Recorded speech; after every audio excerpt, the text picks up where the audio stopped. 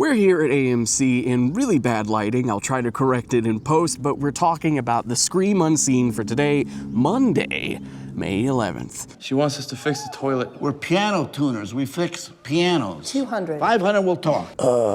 Tuner could be good. Tuner could be good. It could be good. I'm hoping there's a cut and I come back out here and it's dark and I'm like, wow, I was wrong. Tuner is 5 out of 5 best movie of the year. Tuner's pretty good. I'm Ruthie. Hello, Ruthie. I'm Harry Horowitz. You can call me Harry. You still call me late for dinner. Thrumpum. Steal that line from my grandmother? No, I never stole anything in my life. This is Nicky. He is my tuning apprentice. He's more like my nephew, though we're not related. And I'll tell you one thing. He is very eligible, but he has a hearing condition, as you can see from his plugs, which are not hearing aids, although that's a common mistake. He's not being rude. It's doctor's orders. And did I mention, he is very eligible. Harry, What? please stop. Here, you want a Boston cream? Just good fuel for class. Thank you so much. All right, I'm gonna try to do a quick summary of Tuner for you real quick if you've not heard the premise of the movie. So the premise of the movie is the main character has a hearing condition that makes him allergic to loud noise. He's a piano tuner because he's doing exposure therapy from some sickness or incident, they never really explain, some magic incident where he went from being a piano virtuoso to being allergic to sound. He works with Dustin Hoffman, a kindly old piano player who's now just a piano tuner. He's a really nice dude. They're best friends, basically father and son, even though they're not directly related. And then, oops-a-doodle, he finds out he's actually really good at safe cracking. And then Dustin Hoffman goes to the hospital for a heart attack and doesn't have any money.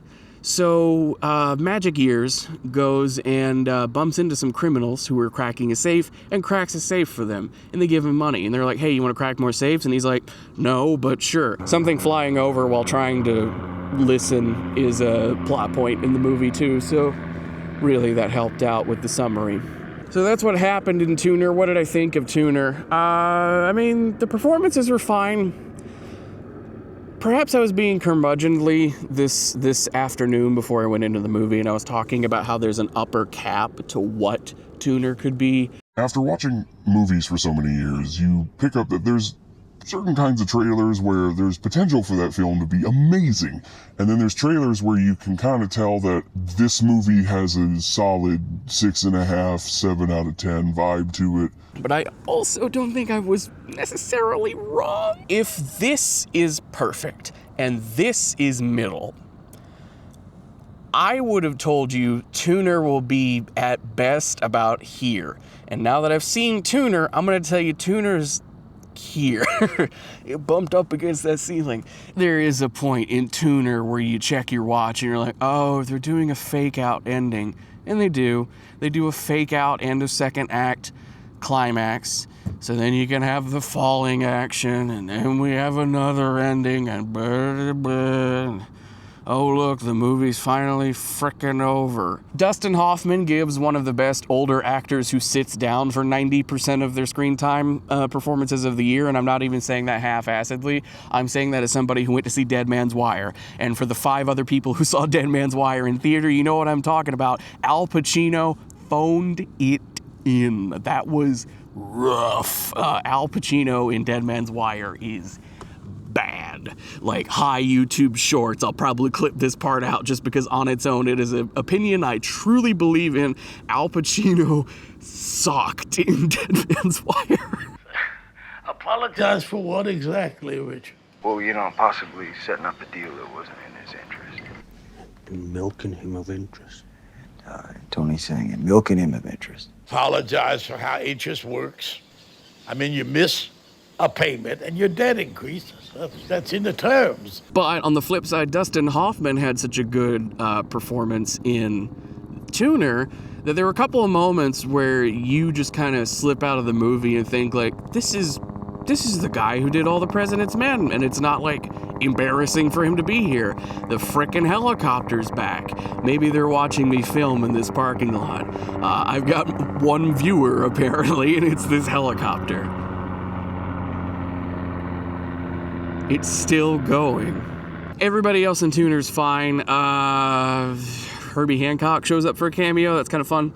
I did feel it was a little sanitized. It's one of those movies where every time they say fuck, you remember like, oh, this is technically R-rated. It's what, because look at it like this. Tuna Boy falls in love.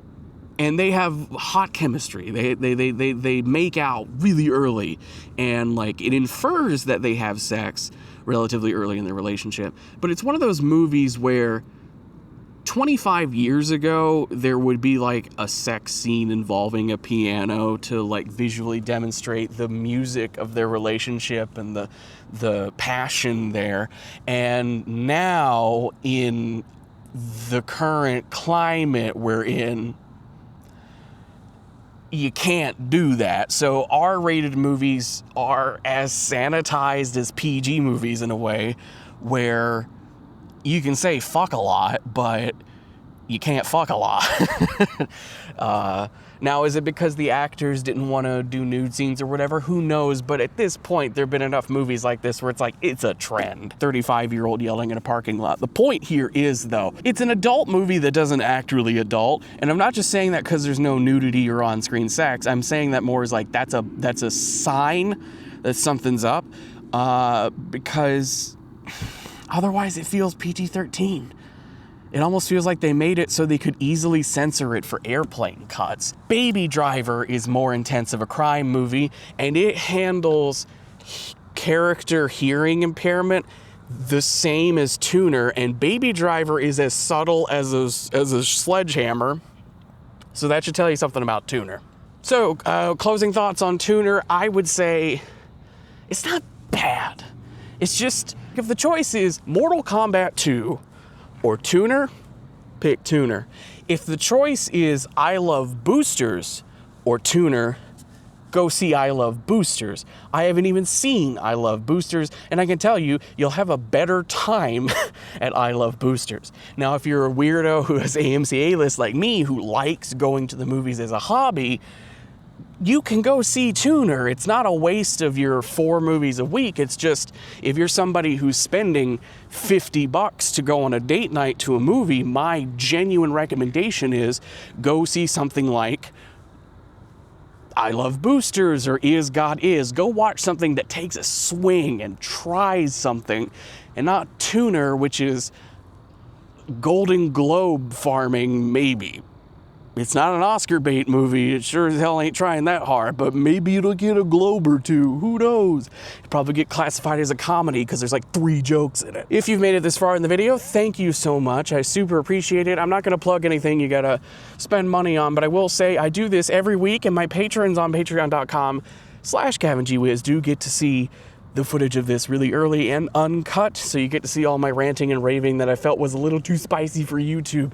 Also, for free on Patreon, every week put up a poll of some of the random DVDs in my collection that I want to watch, and we pick one, I watch it, I review it. That Haunting at the Rectory video of mine that came out last week, that is because of a Patreon poll, and I'm currently working on one right now for a Casper Van Dien movie. He's in it for like 3 minutes. Casper Van Dien movie, Darkness Reigns, which has a surprisingly good supporting actor. I'm probably going to spend most of the video talking about. I'm really excited to film that one. But yes, I watch a lot of goofy horror movies. There's some random documentaries and like sci-fi movies with low budgets thrown in the mix for when those win the poll sometimes. And if you want to vote, you can. You don't need to pay me for it, but paying to help me pay for all this stuff I do every week would be appreciated. I lied. I did end up paying for my Patreon, didn't I? Whoops.